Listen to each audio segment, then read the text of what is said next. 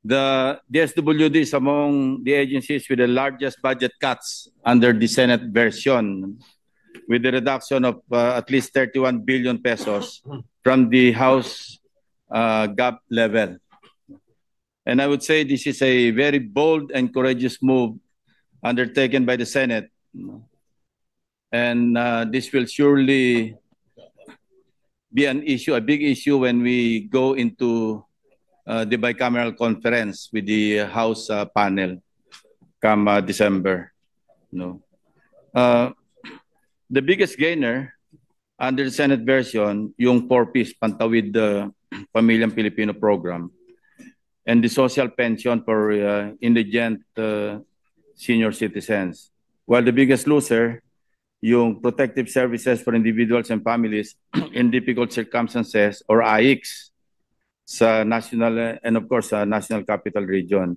Now, the direction of my interpellation, Mr. President, yung ayuda programs, particularly yung AICS. Ito, i-breakdown natin yung historical, not historical, but yung flow ng changes, yung cuts. Protective services for individuals and families in difficult circumstances, from the 27 billion level sa NEP, it was increased to 59 billion under the House version, but the Senate version practically brought it back to the NEP level. Ganon din yung tulong panganabuhay or tupad. From 12 billion, in-increase hanggang ng 22 billion or to 22 billion. And this, under the Senate version, somehow binalik natin sa almost same level ng President's budget. MAIF, from 24 billion, nag-increase sa House ng 49 billion, sa Senate version, nabalik uli sa 24. Particularly, ito yung I would like to commend, the courage of the Senate Finance Committee Chairman and of course the subcommittee chairperson, for bringing down to zero yung strengthening assistance for social programs under program funds, because we have already discussed this among ourselves na hindi natin papayagan yung most of the ayudas under the unprogrammed appropriations. Now, we analyze the different types of assistance under the AICS. So, educational, medical, transportation, burial, food assistance, cash relief assistance, material assistance, non-monetary assistance. So this brings me to my first question.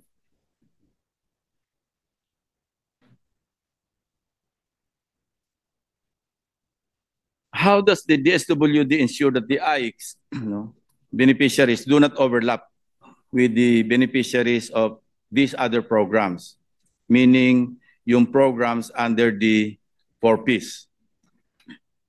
Ito yung current assistance programs implemented or being implemented by the DSWD. 4Ps, social pension, sustainable livelihood program or SLPs.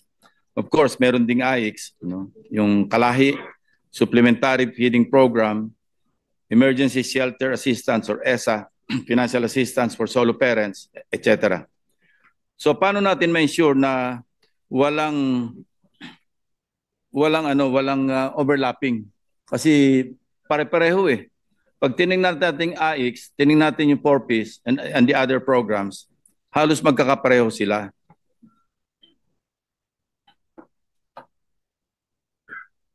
So anong assurance na walang overlapping itong mga programs? Okay. Mr. President, the 4Ps beneficiaries, by law, they are defined and they receive financial assistance because of the condition that they are in. So they have children that go to elementary. There's a certain amount that goes to that age. Because of that age, when they're high school, there's a different amount. So yung 4Ps beneficiaries, they are still allowed to receive AICS. So if they were, because the AICS is available still to them, despite them being four-piece beneficiaries. The overlap that is not allowed is AIX and AKAP beneficiaries. But for the record, this Congress, this budget does not have any AKAP. But when it existed, they were not allowed to overlap. Now, I can only speak on behalf of the other agencies because I know I know what the definition of those programs are, like MyFIP, because I handle the budget of DOH. It is for medical, it's medical assistance. So they can also receive that. As we all know, a lot of the medical expenses are huge. So whatever they receive for MyPIP is still not enough, even if they had received AIX or they are four-piece members. Having said that, if His Honor wishes, later on I can explain the intervention this representation did for MyFIP because I handle the budget of DOH also. But we can save that for a later time. Yes, exactly my question, Mr. President. Paano ma-ensure na walang overlap? Kasi similar yung mga ayudas described under 4Ps and the programs described under AIX. Paano maiwasan yung overlap?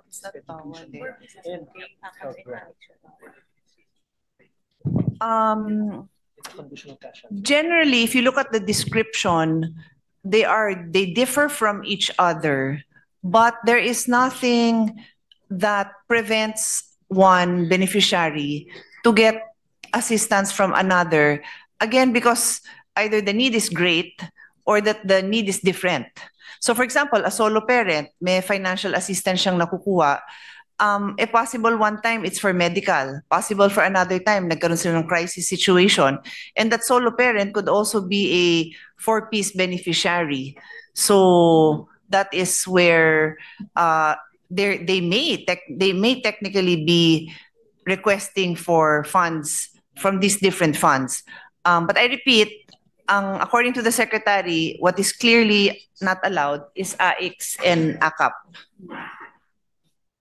Pero malaki pa rin yung pondo ng AIX And as I said, may overlaps Magkakapareho yung programa or similar, at least similar. So ang tanong ko is, paano na monitor? Kasi yung 4Ps wala akong problema, it's data-driven. Merong database yan Merong program, may batas, may nagagraduate, may pumapalit. Ang AIX wala I'll give a quick response and then the Secretary would also like to add to this. Actually, Mr. President, for the record, this representation did not recommend additional AIX to the chairman of the Committee on Finance. So, na-retain natin yung budget ng NEP, We did not carry the budget of the GAB. And basically, this representation had wanted to direct the assistance to institutions that I think it might be similar to the concern of His Honor, would be the ones to improve the services delivered. So, for example, for the supplementary feeding, we would increase that so that you wouldn't have parents requesting for AIX because of the food. Dahil nga dinagdagan natin ang program for supplementary feeding. So that was the idea, Mr. President. However, after the committee report, the subcommittee report was submitted, that's when Bagyong Tino happened and Bagyong Uaw happened. And that's when you could see the need was like overwhelmingly, in our face. Kailangan, and I personally visited some of these areas, wash out yung mga bahay because of early warning. Lives were saved, but they lost everything they had.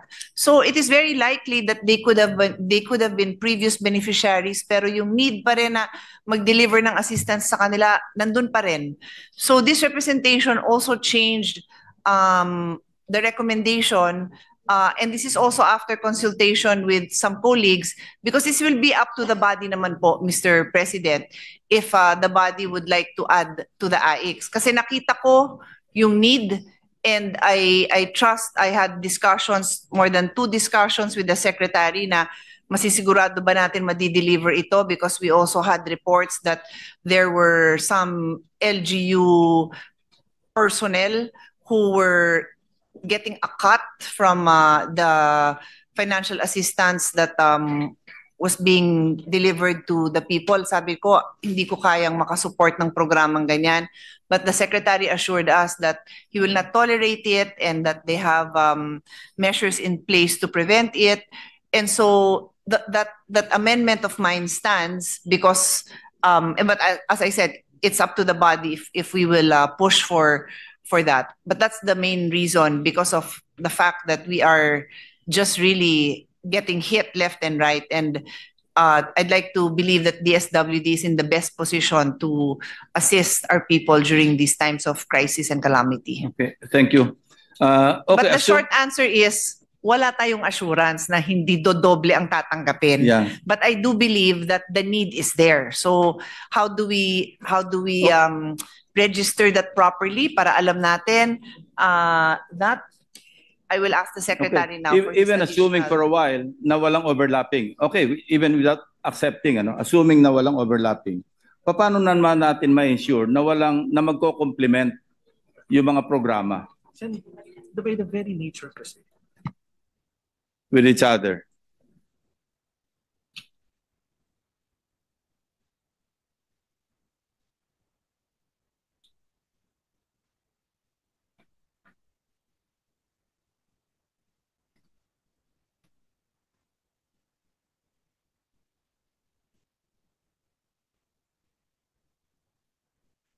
And corollary to that, Mr. President, can we ask the number of unique beneficiaries para malaman natin kung yung program na nare-reach yung target? Meron tayong listahan? So, Mr. President, as far as DSWD is concerned, we can easily differentiate each of the programs, no? Yung AIX is a protective measure, yung crisis situation. You're stepping in to protect them because there is a crisis that happened. It's a social safety net. The 4Ps and the SLP and the Kalahi, they are promotive programs, or otherwise known as development programs. The idea is to induce a certain behavior. As I said, there are conditions. So if you have a child of this age, you bring them to school. And because you are doing your part by bringing them to school, you will get this allowance. That also includes you bring your child to the health center for the vaccination. So it's inducing a behavior that is good for the family. And then the last one, Mr. President, the supplemental feeding. Well, as the name itself tells us, it's a feeding program. So within these programs of DSWD, they can have overlapping, the beneficiaries may receive from more than one program because they are different programs. Kaya nga po, meron ba tayong unique para makita natin yung overlapping, kung massive o... Yes, they have, Mr. President. They Okay. can provide. Yeah, thank you. Marami ba? So pakita ko lang ito yung point ko, Mr. President, that I'm trying to drive at. Ipakita namin yung historical data ng AIX allocation from 2020 to 2025. Yan. Madali mapansin to, Mr. President. Pagka election year, lumolobo yung AIX. 2022, 2020, 1.2 billion. 2021, 3.6. Pagdating ng 2022 election year, 5.3. Nag-spike. Okay, 2023, 6 billion, 6.6, 2024. Pagdating ng election year 2025, 7.4. So ito nakita natin yung pattern. Ginagamit ito sa politika, not really intended na tulungan yung talagang nangangailangan. So hindi ito driven ng needs, kundi driven ng politics. Now, how do we correct that? Kaya nga, tinitingnan natin, baka may overlapping, and worse, baka may double. Nag-overlap na, nagdoble pa sa isang individual or certain groups of individuals. And mamaya may papakita kong case study, not necessarily case study, but particular or specific instance or instances na talagang naabuso yung AIX in terms of distribution. So Sorry, is there how a do we question? explain that, the pattern? Pag election year, tumataas. Nag-i-stabilize pagka walang eleksyon. Hard to explain, Mr. President. Well, what the secretary says is the trend really is upward. So if you look at the numbers No, what I'm between- saying is upward nga, pero sinundan lang yung 2022, nag-maintain siya. Pero nag-spike na naman siya ng 2025. The pattern that I'm trying to show is pag election year, lumolobo ang AIX. Why? From what I saw this year, Mr. President, because I only handed the DSWD budget this year, yung request ng DSWD nandun talaga. So to speak on behalf of the agency I represent, tatanggapin talaga nila yung request for additional funds kasi they are always requesting. So to answer His Honor's question, baka maraming legislators na nagre-request pag election year, di ko alam, no? Baka ganon ang That's nangyayari. exactly my point, Mr. President. Is But that sila the need-based? tatanggapin nila. So, but to say, Mr. President lang, na it's politically driven, kasi sila, matagal na silang humihingi. Taon-taon humihingi sila. Baka napapansin lang sila pag election year. Siguro ganon. Kasi on record naman po yung request nila. Pero yung AIX, di ba, para mas kinangailangan to noong COVID-19 era. Diyan ito talagang yung parang na-pronounce yung kanilang yung necessity kasi maraming nawalan ng trabaho, may tupad tayo. May AIX kasi talagang crisis situation. Marami nawalan ng hanap Yun, buhay. that's why ang laki Marami ng jump. nagsara. Oo. So kung titingnan natin 2020, malaki na nga yun At saka 2021, ito yung COVID period. Yes. The jump is from 1.22 to 3.62 now for the 21 Yes. Could there be- 2021 budget. Could there be more crisis during the pandemic? Wait lang. Well, actually, Mr. President, if I may, if you look at to answer his question, to answer His Honor's question, the jump from 2020 to 2021, which is the first pandemic year, is more than 2 billion, 1.2 to 3.6. So almost 200% ang nadagdag. The following year, 21 to 2022, almost 2 billion din naman ang nadagdag doon. Pero wala ng pandemic Meron pa, sir. 2022 Yeah, pero naka-mask pa tayo. Pababa na, nag-open na yung economy. But I mean, even after Dapat ang that. trend, susundan natin yung crisis, dapat medyo bumaba, pero tumaas Well, anyway, I'm just reading the numbers, no, at nataalala ko, naka-mask pa ako ng 2022 kasi nag-attend din ako ng conference abroad, naka-mask pa rin yung mga tao. So, nandun pa rin naman kahit papano. And then in 2023, His Honor's observation is correct na, ayan, hindi na an election year, medyo maliit lang yung jump, no? It's less than 1 billion.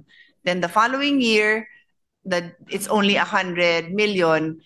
And then after that, ito 2024 to 2025, it is less than a billion. So the biggest jump, in fairness, was really the pandemic. That was really the biggest jump.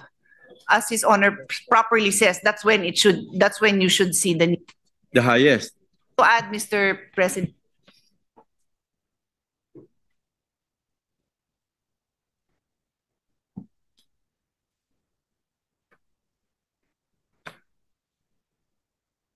I will not belabor the issue kasi mahirap i-defend yan, Mr. President, kasi kitang-kita naman yung pattern.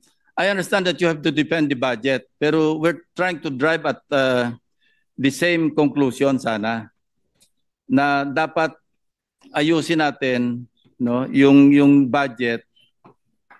I'm all for ayudas, but dapat data-driven at saka may programa talaga. Hindi yung whimsical, arbitrary, and politically motivated. Yun lang po yung ayaw natin. And yun na, nag-usap na kami ni Chairman Sherwin dito. And we are in agreement na dapat it's about time na medyo streamline natin. Kasi this is being abused eh.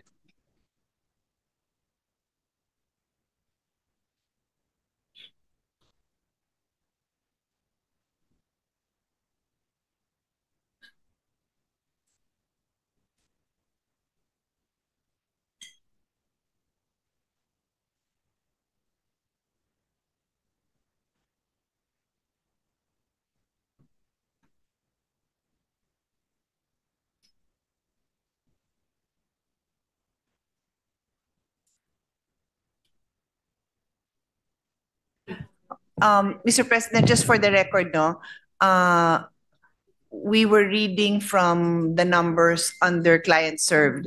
The numbers are allotment, but it doesn't change. It doesn't change His Honor's observation that the big jumps are during the Thank you. 2022 to 2025. Thank you, Mr. Same President. pa rin naman yung observation Now, nun. another issue sa AIX. Meron kaming data rito ng as of September 2025, yung highest AIX allocation. Number 1, Davao City, 2nd District. Number 2, Davao City, 1st District. Number 3, Batangas 1st. Antique Lone District. Bukidnon 3rd District. Cagayan 2nd District. Cagayan 3rd District. Albay 2nd District. Pampanga 3rd District and Zamboanga 2nd District. Now, ang lowest, Sulu 2nd District. Yan ang pinakambaba. Ito naman ang lowest 10. No? Sulu 1st, ayan, nandyan din. Yan. Okay. All the way down to Negros Occidental 3rd District. Ang tanong ko, anong crisis meron sa Davao City na wala sa Sulu? Anong crisis meron sa Batangas na wala sa Sultan Kudarat? Anong crisis meron sa Antique na wala sa Negros Occidental? Anong crisis meron sa Bukidnon na wala sa Tawi-Tawi? Anong crisis meron sa Cagayan 2nd and Cagayan 3rd na wala sa Sultan Kudarat 1st and Makati 1st? So, Mr. President, let's be clear. The crisis referred to in AIX are personal crises. So, if a father, I'll use an example. I was in a conference. I was gone for 2 days. I was in Hong Kong, liver cancer conference.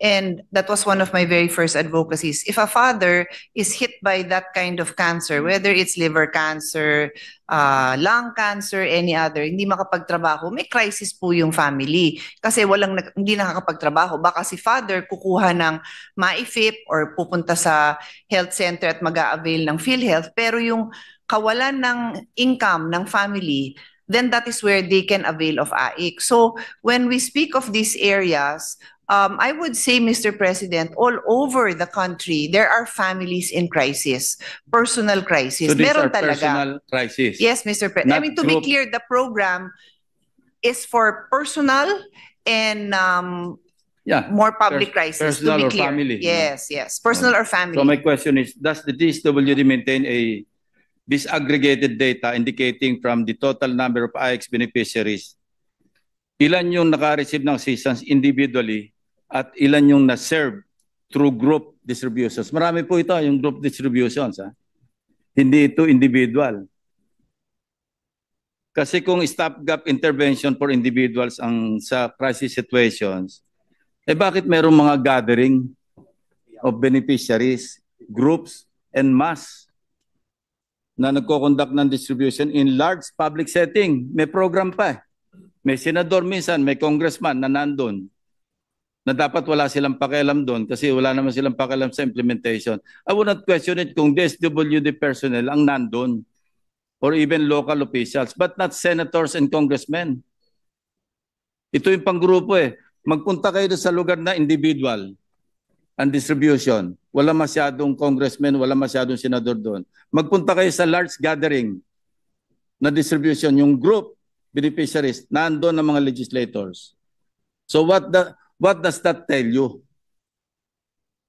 It's all political, Mr. President. So, Mr. President, I asked the secretary to explain to me the difference between the individual and group. We call it group or mass payouts. Yung mass payouts, yun yung mga lugar na wala naman silang opisina doon. So lumalapit sila sa tao. And yes, it is generally, it would be a politician who would request for the constituents and they would help organize the logistics. So whether it is in a, what do you call this, a covered court, kung saan man, pero DSWD officials are always there. You know, I just hope that the two Gatchalians are not taking it against me. I'm trying to help the DSWD na sila mag-implement ng program na wala nakikialam.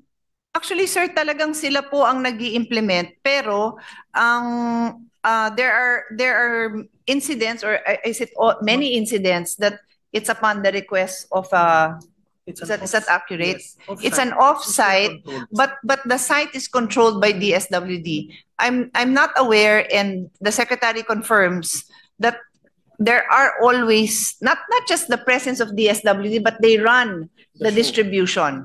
That is what the secretary assures us, because if His Honor will recall, I mentioned that one of my reasons for not adding to the budget of AIX was because of the reports I got that yung inaabot sa tao, may nakikialam pa't may makikihati pa. So nagagalit ako doon kasi... Pupunta tayo dyan mamaya later, Mr. President. So but that was one of the main reasons. So when I brought it up to the secretary, doon din niya na-explain sa akin na, number one, there is always DSWD personnel there and they are in charge. Kung may mangyayari mang ganun, after, pag alis, doon sila sinusundan. But just to say that is why I had the secretary explain to me what is the meaning of the offsite or the group mass payouts, Mr. President. Well, medyo nasagot nyo na yung itatanong ko sanang susunod, pero hindi naman ako satisfied. Tatanungin ko na lang ulit. Ano? Please do, kasi mukhang pareho concern natin.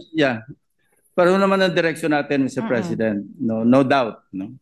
Kaya we're trying to correct the situation or yung mali. No? Ano yung rationale ng gathering beneficiaries en masse para mag-conduct ng distributions in large public settings? Ang tingin ko rito, I'll make my own conclusion. Ano? Ito yung tinaturn natin yung programa into a political event. Tapos nagre-reinforce ng patronage sa politics. No? You may or may not agree with me, but that's my observation and that's my conclusion. Kasi naandun yung legislator eh. Tapos nagpapasalamat pa sa congressman. Pasalamat po tayo kay senator. Pasalamat tayo kay congressman dahil kung di sa kanila, wala tayong didistribute ngayon. Hindi po ba nangyayari? Alam nyo, meron kami mga nakatago mga video. Hindi ko nalang papalabas kasi baka mapaaway na naman ako sa ating mga kasamahan. Hindi ko nalang papalabas dito. But it's really happening. And I hope we can put a stop to this and just allow the DSWD family to do their own, to accomplish their own mandate na walang pakialam kasi nape-pressure din sila eh. And I think the good secretary will agree with me. May mga pressure na dumarating sa kanila. Kung saan lugar magsasagawa ng, yung distribution en masse or yung public gatherings. Sila pa yung pinagpo-produce siguro ng tao eh, or maybe the mayors. Mag-produce sa mga tao. Kaya lumolobo pagka-election year eh. Kasi kailangan, merong gathering, kailangan magkampanya, kailangan ipakita na namimigay. My point, Mr. President, is, it's time we put a stop to this practice and just allow the SWD to do their own thing, Mr. President. Ito yung minimension ko kanina na specific cases. Last week ba ito as in from now?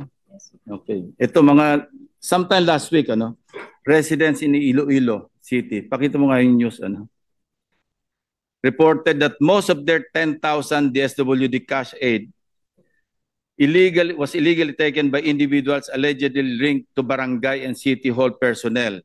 Of course, Marie Elias ito, from Barangay Takas. Said that a supposed staff member of a barangay Kagawad took 8,900 pesos Nangyayari ito. Hindi kumpleto yung natatanggap na dapat natanggap kasi merong kumakat. Yan, oh. While Inday, of course, alias din yan, no? From Barangay San Juan said 9,000 was taken after the payout. Minsan nga hawak na ng beneficiaries. Papipilahin pa para isoli yung ano eh. So, 10% lang nakukuha ng beneficiary. Yung 90% nandun sa bulsa ng mga nangasiwa. Otherwise, hindi sila masama sa listahan. And we know this is happening. Kaya nga ang importante, Mr. President, unlike or like the 4Ps, dapat talaga may data eh. May programa, merong tayong datos, meron tayong pag-aaral, meron tayong pinapag-graduate, nakagraduate yung anak kasi merong educational assistance, nakapaloob doon sa 4Ps, etc. etc. Pero doble-doble na nga eh. Meron na tayong educational assistance under 4Ps, meron pa tayong educational assistance under AIX. Meron din tayong medical assistance under 4Ps, meron pa tayong MAIF. Yung MAIF, guarantee letters yan eh, ng politiko. As much as 100,000. Ba't hindi na lang natin ilagay sa programa ng universal healthcare para naman makagraduate tayo from low or medium to high end. Kasi ngayon parang I understand, bumalik pa tayo from medium, bumalik pa tayo sa low eh. Kasi kulang ng pondo. I'm not trying to lecture here, but you know, these are all relevant information that we are sharing with the body para na sa gayon, you know, makorek natin, maremedyohan natin yung mga malpractices, if I may say that. The gentleman's concerns are noted. The secretary is also listening. Just to also, for a quick response, the secretary said the thing with the data is that it's also difficult to predict or impossible to predict where the next crisis will happen on a per family basis. So there would be, I think, from my perspective, Mr. President, I think we can estimate what this is from the totality of the population, just knowing how many poor people we have. We have, ano ba tawag doon? Food poor. We can estimate that. Pero kung saan sila, that would depend. It could be a geographical crisis, so you can reach them geographically in the same area, or it could be personal crisis spread out all over the country due to inflation, due to hard times. So DSWD would just need flexibility for that. And then on the second point, on the news, this is exactly the discussion that I've had with the secretary. Concern talaga din nila yan nung nabalitaan nila, and they are currently investigating it. Ito rin talaga yung trigger ko as the subcommittee chair na hindi ako kampante na magbigay ng additional ayuda kung ganyan lang naman ang mangyayari. But the secretary emphasizes that yung ganitong nangyayari pagkatapos ho yan ng official process nila in giving the funding, inaabangan. Tapos katulad nga ng sinabi that the gentleman from Cavite said, exactly what happens, parang inaabangan sila after to reimburse. Reimburse, or quote unquote. Yeah. Yeah. To extort, actually. To extort. I think that's the actual term, to extort from these poor people. Otherwise, they will not be listed in the next distribution. Yun yung threat eh. Anyway, Mr. President, no? Moving on, yung Ateneo School of Government, ASOG, no? Nag-issue sila ng position paper. I'd like to share it with the body on the corruption issues in government. Specifically, yung cash dole-outs like AKAP, AIX, MAIF, and TUPAD have no system for identifying beneficiaries and conditions for qualifying as beneficiaries. Moreover, greater role and discretion are given to politicians in selection of projects, beneficiaries, and amounts of assistance, and visibility in the distribution of cash. The ASOG highlights that social services are headed towards becoming a matter of utang na loob instead of not as a matter of right. Yun ang end state na gustong ma-achieve ng politician, utang na loob para maalala sila pagdating ng eleksyon. So, hindi ito nagseserve ng purpose na yung nangangailangan talagang bigyan. Binibigyan para magkaroon ng utang na loob. Now, anyway, my next question, Mr. President, is... Mr. President, I'd just like to make a reaction also to that, no? In our letter to the chairman of the Committee on Finance, wherein we recommended that we stick to the net value of the AIX. Precisely, we indicated the reasons that we also hear from these, not just the NGOs, but also academicians on the best way to allocate these funds. The recommendations are our programs are people-centered and sustainable, such as, number one, the social pension for indigent senior citizens. 2, supplementary feeding programs for children. 3, establishment of regional Bahay Pag-asa facilities. And 4, subsidy for accredited private social welfare and development agencies and capacity building of social workers. For the record, Mr. President, we supported all of that. Lahat tong sinabi ko, ginawa ho natin. We recommended to the chairman that these programs be given added funds. And the chairman was able to support our intervention. So I just need to spread that into the record na talagang may ginagawa naman tayo with the full support of the SWD. These are programs that they want to improve on. We are doing that. But like I said, this was my letter, my first letter.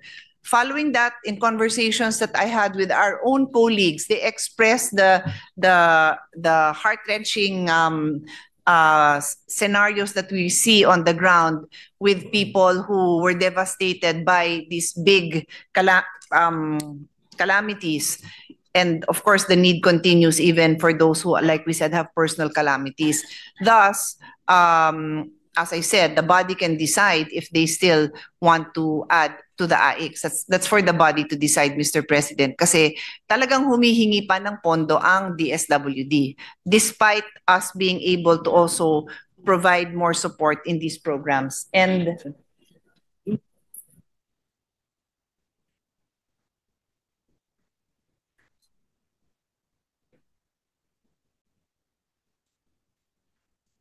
It's not yet done, but it's almost okay. done. So, Mr. President, I think this is news that His Honor would like to hear. The President had exactly also requested that we have a more comprehensive study to see which of these interventions, which the AIX, the MAIP, TUPAD, which ones are really able to address the poverty of our people. And the study is now ongoing. It is being conducted by Shell, Habito, and Company, Mr. President. And my suggestion is, pwede bang i-umbrella na lang natin under one program for peace? Related naman lahat eh. Integrate na lang natin, consolidate natin under one program to be handled by the DSWD, you know. Parang nahihirapan po, Mr. President, sumagot ng oo ang secretary kasi iba yung mga mandates. No, expand na lang natin by way of legislation yung coverage ng 4Ps kasi covered ng law yan eh. Para na sa ganon, talagang data-driven. So like for instance, yung target ni 4Ps, they're only poor na may mga anak. Yes. Like most conditional cash transfer. Baka we might run afoul with Isama na natin yung ano, you know, I'm also in for the record, I'm also in I guess, for, Mr. President, we need to study what kind of law is necessary because to just expand the 4Ps, 4Ps has a very specific target to break intergenerational poverty. That is providing the support that will change their habits, bring them to school, and make sure they are healthy. Yun yung main doon eh. Maybe we can really ask the experts also. I love this kind of legislation. I'm with you on this, but I'd like to hear from the experts what would be the best way to target the concerns, no? Ito kasi katulad ng binanggit ko, this is the objective of 4Ps is inducing new behavior. Send your kids to school, make sure they're healthy, get their vaccinations, and so on and so forth. If we were to add to that na kailangan pa rin ng pamilya pero hindi aligned dito, we just want to be sure na tama ho yung gagawin natin. I'm with you on that, Mr. President. We can ask the Secretary, maybe he can talk to the cluster. Or we And- have studies ready. Point of information, Mr. President. Number 2 sa listahan ng LEDA Common Legislative Agenda for the 20th Congress, yung hindi to self-serving, nag-file po ako ng bill dito. Amendments to the Pantawid Pamilyang Pilipino Program, 4-Piece Act. Number 2 po ito sa mga priorities ng galing sa Malacanang based on the LEDAC. And I'm also in full support of the move or the proposal of the SWD to ban politicians in cash aid distribution crisis program sa mga distribution. Ito, DSWD's ban on politicians in cash aid distribution crisis program faces major funding cut. Yan po yung statement ng DSWD, and I'm in full support of that proposal.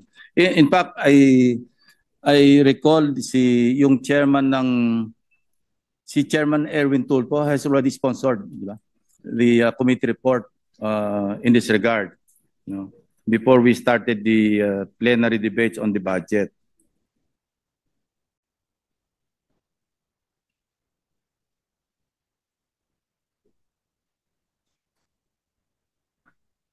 Yeah. Anyway, that's all I have to. I hope I Thank did you. not, I did not antagonize that much the SWD family, the distinguished sponsor. No, Mr. President, we are happy to hear his honor's concern. And I will make sure that the DSWD follows up on many of the issues